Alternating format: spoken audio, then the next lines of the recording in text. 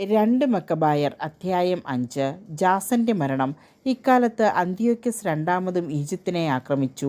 Jerusalem നഗരത്തിന് മുകളിൽ 40 ദിവസം ദർശനമുണ്ടായി. സുവർണ കവചം ധരിച്ച അശ്വസേന കുന്തങ്ങളും ഊരിയ വാളും ഏന്തി ആകാശത്തിലൂടെ സംഘങ്ങളായി പായുന്നത് ദൃശ്യമായി. കുതിരപ്പട അണിനിരന്നു. ആക്രമണവും പ്രത്യാക്രമണവും എല്ലായിടത്തും.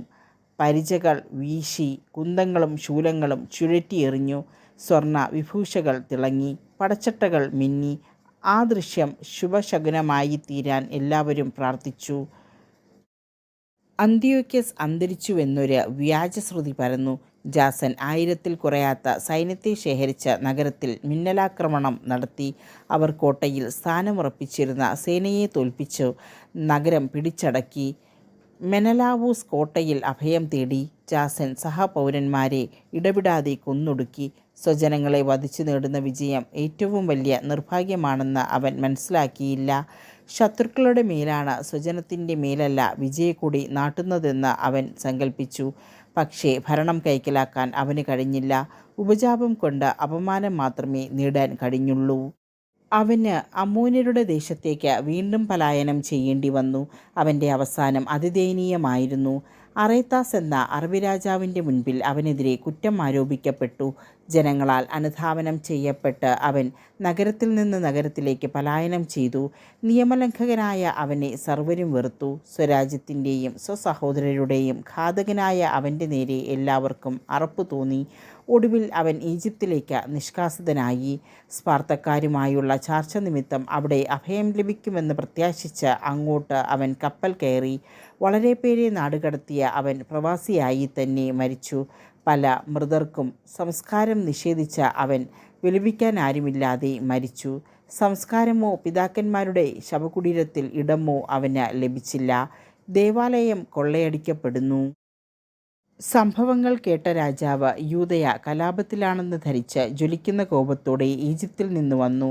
മിന്നലാക്രമണം നടത്തി നഗരം പിടിച്ചടക്കി. വഴിയിൽ കാണുന്നവരെയും വീടുകളിൽ അഭയം തേടുന്നവരെയും നിർദ്ദയം വധിക്കാൻ അവൻ ഭടന്മാർക്ക് കൽപ്പന നൽകി. അങ്ങനെ യുവാക്കളും വൃദ്ധരും വധിക്കപ്പെട്ടു. ബാലകരും സ്ത്രീകളും കുട്ടികളും വാളിനിരയായി. കന്യകകളും ശിശുക്കളും കൊല്ലപ്പെട്ടു. 3 ദിവസം കൊണ്ട് 80,000 പേരെ അവൻ നാമാവശേഷമാക്കി. നേർക്കുനേരെയുള്ള പോരാട്ടത്തിൽ 40,000-ത്തെ കൊലപ്പെടുത്തി. അത്രയും പേരെ അടിമകളായി വിറ്റു.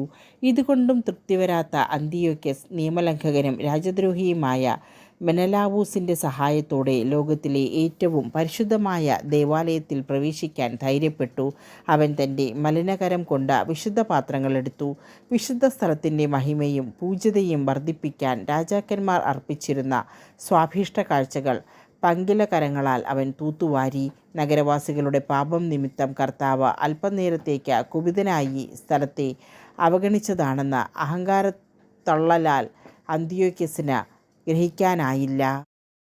അവർ അനവധി പാപങ്ങളിൽ മുഴുകിയിരുന്നില്ലെങ്കിൽ അന്തിയോക്യസ് വന്നയുടനെ കർത്താവ് അവനെ പ്രഹരിച്ച് അവിവേകത്തിൽ നിന്ന് പിന്തിരിപ്പിക്കുമായിരുന്നു. അങ്ങനെയാണല്ലോ ഭണ്ഡാര പരിശോധനയ്ക്ക് സെല്യൂക്കസ് നിയോഗിച്ച ഹെലിയോദോറസിന് സംഭവിച്ചത്. കർത്താവ് വിശുദ്ധ സ്ഥലത്തിനു വേണ്ടി ജനത്തെ തിരഞ്ഞെടുക്കുകയല്ല, ജനത്തിനു വേണ്ടി സ്ഥലം തിരഞ്ഞെടുക്കുകയാണ് ചെയ്തത്. അതിനാൽ ജനത്തിൻ്റെ കഷ്ടതകളിലും ഐശ്വര്യത്തിലും ആ സ്ഥലവും പങ്കുചേർന്നു. സർവശക്തൻ ക്രോധത്താൽ പുറന്തള്ളിയതിനെ പരമോന്നതനായ അവിടുന്ന് ജനത്തോട് അനുരഞ്ജനപ്പെട്ടപ്പോൾ അതിൻ്റെ സർവമഹത്വത്തിലും പുനഃസ്ഥാപിച്ചു. അഹങ്കാരോന്മത്തനായ അന്തിയോക്യസ് കരയിൽ നീന്താനും കടലിൽ ഓടാനും കഴിയുമെന്ന് കരുതി ദേവാലയത്തിൽ നിന്ന് 1800 താലന്ത് കൈക്കലാക്കി. അന്ത്യോക്യയിലേക്ക് തിടുക്കത്തിൽ പോയി. ജനങ്ങളെ പീഡിപ്പിക്കാൻ അവൻ ദേശാധിപതികളെ നിയോഗിച്ചു. ഫ്രീജിയക്കാരനും സ്വഭാവത്തിൽ തന്നേക്കാൾ കിരാതനുമായ ഫിലിപ്പിനെ ജെറുസലേമിലും അന്ത്രോനിക്കൂസിനെ ഗെരസിമിലും നിയോഗിച്ചു. അവർക്ക് പുറമെ മെനലാവൂസിനെയും നിയമിച്ചു. അവൻ മറ്റാരെയുംക്കാൾ കൂടുതലായി സഹപൗരന്മാരുടെ മേൽ സ്വേച്ഛാധികാരം പ്രയോഗിച്ചു. യഹൂദ പൗരന്മാരുടെ നേരെയുള്ള ദുഷ്ടത നിമിത്തം അന്തിയോക്യസ് പ്രായപൂർത്തിയായ പുരുഷന്മാരെ കൊല്ലാനും സ്ത്രീകളെയും ബാലകരെയും അടിമകളായി വിൽക്കാനും ആജ്ഞാപിച്ച മിസിയരുടെ നായകനായ അപ്പോളോണിയൂസിനെ 20,000 സൈനികരുമായി അയച്ചു. ഇവൻ ജെറുസലേമിലെത്തി വിശുദ്ധ സാബത്ത് ദിവസം വരെ സഖ്യം നടിച്ച് കാത്തിരുന്നു. അന്ന് യഹൂദർ ജോലിയിൽ നിന്ന് വിരമിച്ചിരിക്കുന്നത് കണ്ട് അവൻ സൈനികരോട് ആയുധധാരികളായി അണിനിരന്ന് നീങ്ങാൻ ആജ്ഞാപിച്ചു.